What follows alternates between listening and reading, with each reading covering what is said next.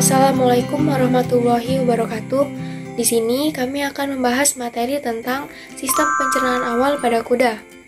Organ yang akan kami bahas di sini meliputi rongga mulut, faring, esofagus, lambung, ren, dan pankreas. Yang pertama ada rongga mulut. Mulut adalah bagian pertama sistem pencernaan yang mempunyai 3 fungsi, yaitu mengambil pakan, penghalusan secara mekanik, dan pembasahan pakan dengan saliva. Seluruh rongga mulut dilapisi oleh membrana mukosa. Rongga mulut dibentuk dari tulang-tulang, os incisivus dan maksila yang membentuk rahang atas, os palatinum yang membentuk langit-langit rongga mulut, dan os mandibula yang membentuk rahang bawah. Rongga mulut terdapat organ pelengkap, yaitu ada gigi, lidah, dan kelenjar saliva. Yang pertama ada gigi. Gigi berfungsi untuk menghaluskan pakan yang berada di dalam rongga mulut. Gigi juga digunakan untuk menentukan umur hewan dengan melihat keausan gigi. Berikut adalah gambaran gigi dari kuda berdasarkan umurnya. Dari kiri atas, itu tertera umur 3 tahun, 5 tahun, 7 tahun, 10 tahun, 15 tahun, dan 20 tahun. Membran yang melapisi gusi disebut membran gingiva atau membran periodontal. Di pusat gigi terdapat rongga pulpa yang berisi kapiler darah dan syaraf. Gigi pada kuda terdiri dari dentes incisivi, dentes canine, dentes premolaris, dan dentes molaris, seperti yang tertera pada gambar. Herbivora banyak menghabiskan waktunya untuk mengunyah. Seekor kuda mengunyah selama 1/4 jam untuk kurang lebih 2 kg jerami, yang menghasilkan 60-65 gumpalan pakan.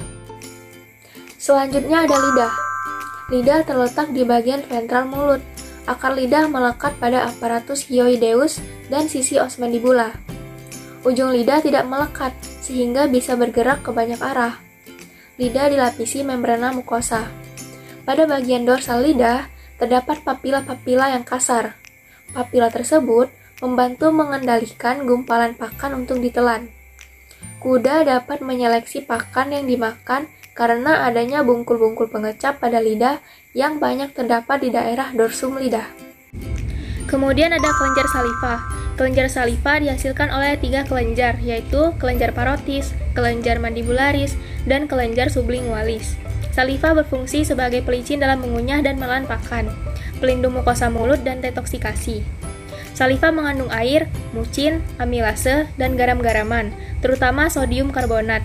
Kuda memproduksi 40 liter saliva per hari. Rongga mulut divaskularisasi oleh arteri labialis inferior superficialis, arteri dan vena mentalis, arteri lingualis, arteri dan vena labialis superior, arteri dan vena transversa faciae. Rongga mulut diinervasi oleh nervus facialis, nervus lingualis, nervus alveolaris superior, nervus maxillaris, dan nervus mandibularis. Organ selanjutnya yang akan kita bahas adalah faring. Faring adalah organ penyambung antara rongga mulut dan esofagus. Faring merupakan saluran berbentuk seperti tabung kerucut yang semakin menyempit di ujungnya. Faring merupakan titik perlintasan antara saluran respirasi dan saluran digestivus.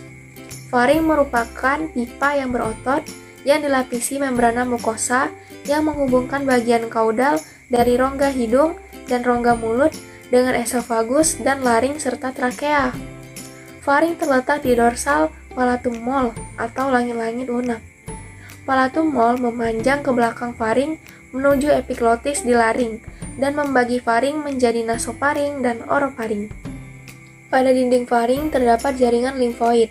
Faring bertaut dengan os palatinus, os pterygoideus, osioideus, cartilago cricoideus, dan cartilago thyroideus.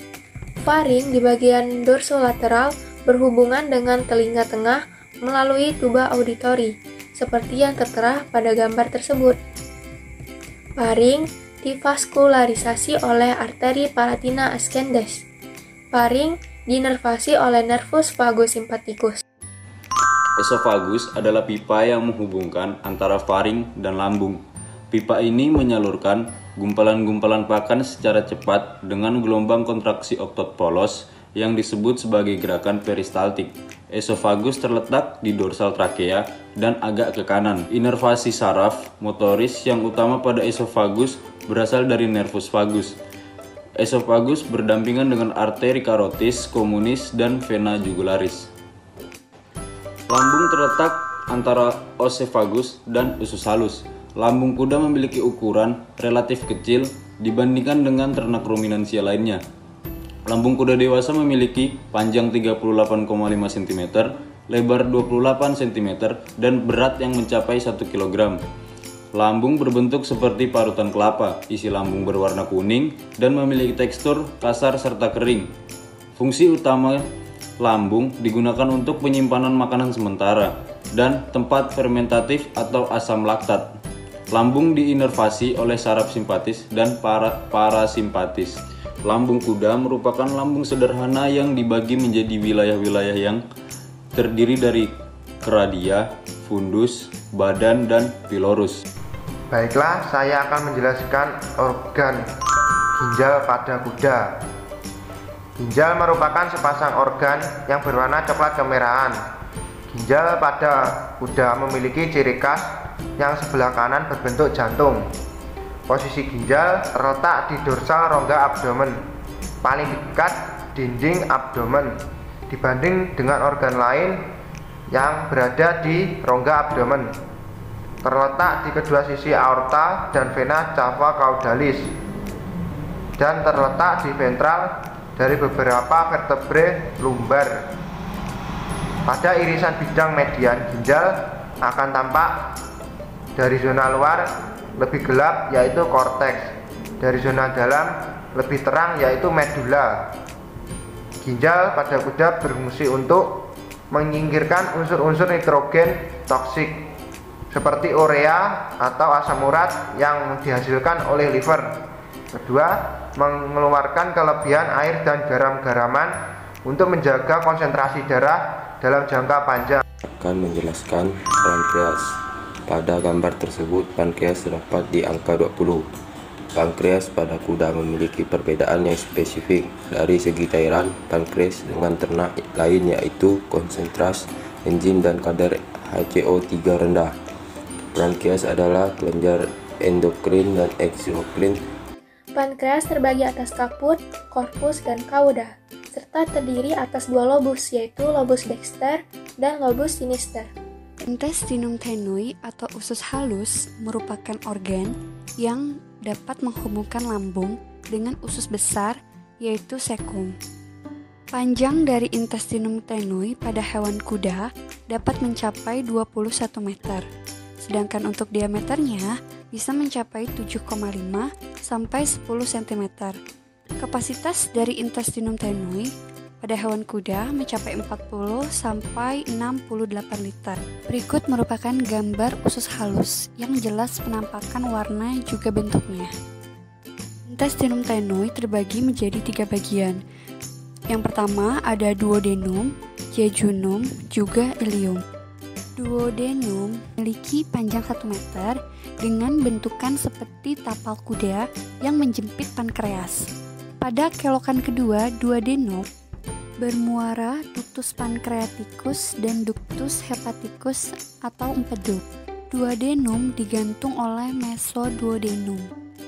Gambar di atas merupakan anatomi dari duodenum kuda. Nomor 1 merupakan ventriculus atau lambung. Nomor 2, 3, dan 5 merupakan duodenum.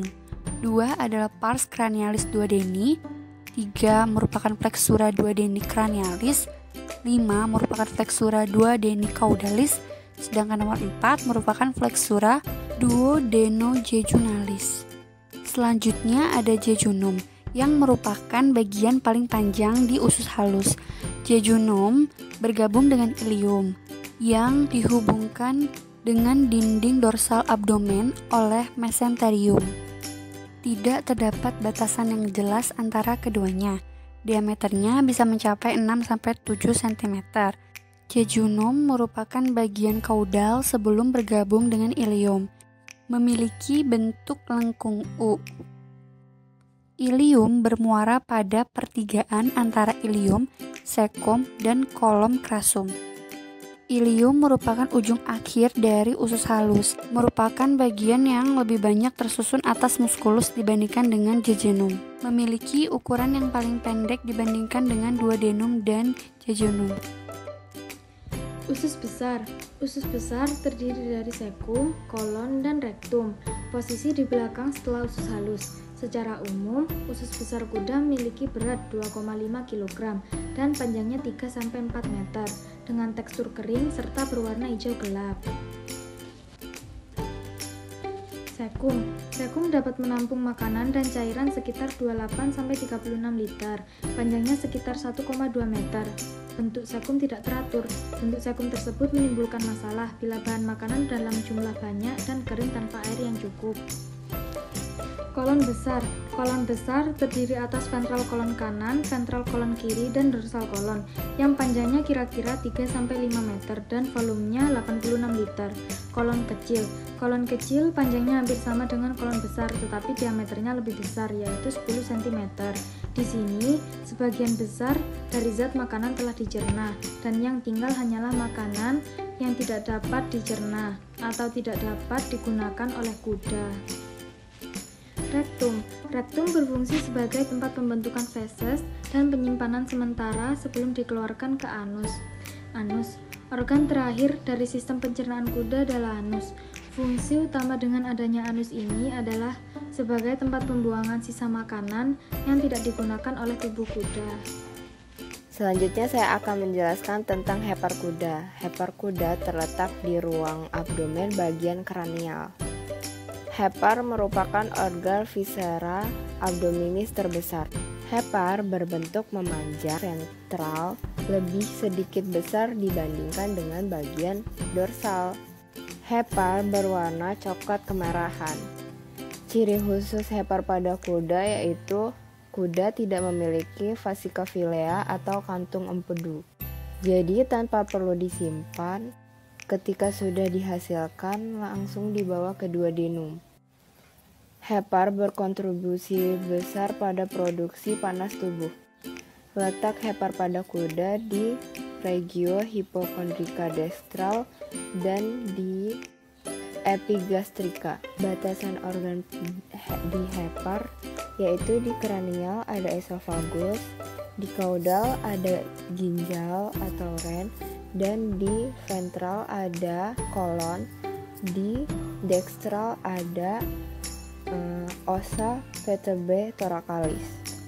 Vaskularisasi hepar kuda ada di vena cava caudalis, vena porta, dan arteri hepatica, dan vena hepatica.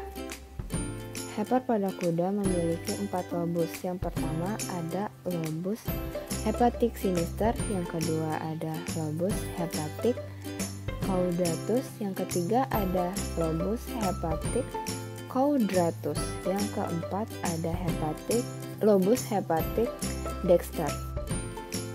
Hepar diikat oleh 6 ligamentum. Di sini ada ligamentum triangular dexter. Lalu ada ligamentum hepatorenal di sini. Lalu ada ligamentum coronarium hepatis ada di sini. Di sini ada ligamentum teres et falciformis hepatic. Di sini ada ligamentum triangular sinister dan yang terakhir ada omentum minor. Nah, di sini di nomor 19 dan nomor 20. Selanjutnya adalah vaskularisasi kuda. Vaskularisasi adalah pembuluh darah yang menyuplai oksigen dan nutrisi ke organ-organ pencernaan. Di dalam tubuh si kuda ataupun di dalam tubuh kita terdapat sistem peredaran darah, khususnya jantung dan pembuluh darah. Darah dapat mengalir ke seluruh tubuh karena dalam tubuh kita terdapat organ yang berperan sebagai pemompa darah yang disebut dengan jantung.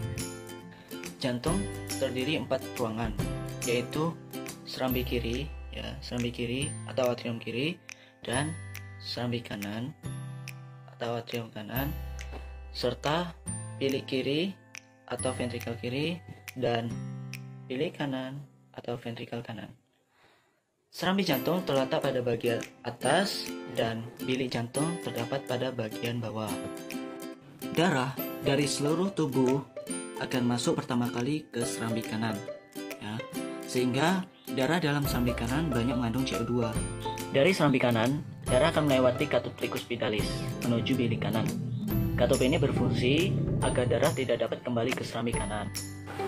Darah yang ada dalam bilik kanan dipompa oleh bilik kanan melewati arteri pulmonaris menuju paru-paru agar CO2 dalam darah terlepas dan terjadi pengikatan oksigen. Darah dari paru-paru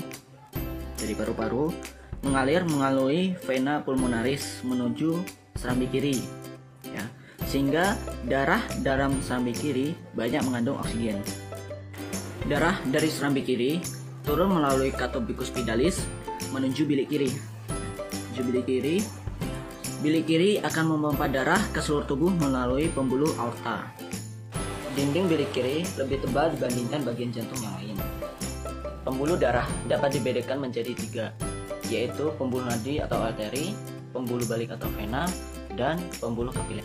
Arteri merupakan pembuluh darah yang mengalirkan darah ke dalam jantung, sedangkan vena mengalirkan darah. Arteri merupakan pembuluh darah yang mengalirkan darah keluar jantung, sedangkan vena mengalirkan darah masuk ke dalam jantung. Arteri yang berisi darah mengandung oksigen, kecuali pembuluh arteri pulmonaris. Vena berisi darah yang banyak mengandung karbon dioksida, kecuali vena pulmonaris. Ujung arteri dan vena bercabang jambung menjadi pembuluh darah kecil yang disebut pembuluh kapiler.